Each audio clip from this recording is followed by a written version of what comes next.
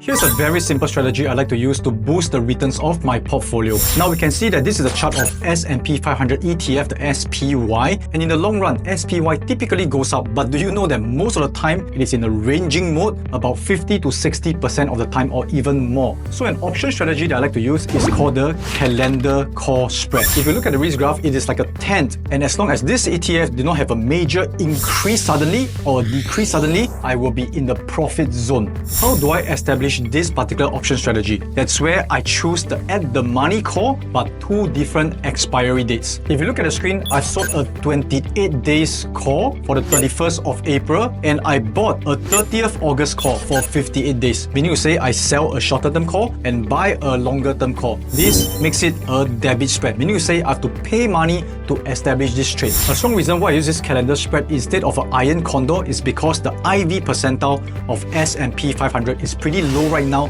at 6 percentile. And let me show you why this is important. If you look at the calendar spread, you can see that before expiry, it will not be in the profit zone. But as time goes by, the profit zone will become bigger and bigger. So time decay works in our favor. Another thing you can see is this. Now the implied volatility is low. If the implied volatility increases due to any news in the stock market and any movement, an increase in volatility will also increase the profit zone. So therefore, this allows us to establish this trade that is in our favor because the volatility is low and time is in our favor as well. For this trade, I will establish a stop loss of 50% of the premium and also a profit target of 50% of the premium. And you can see there's a 70% chance of profiting from this trade. So 7 out of 10 trades I'll be winning, and out of 3 I may not win. However, overall it is a net gain. To learn more about options, follow this channel and also click on the link in my bio to receive more free resources to become a better investor and trader.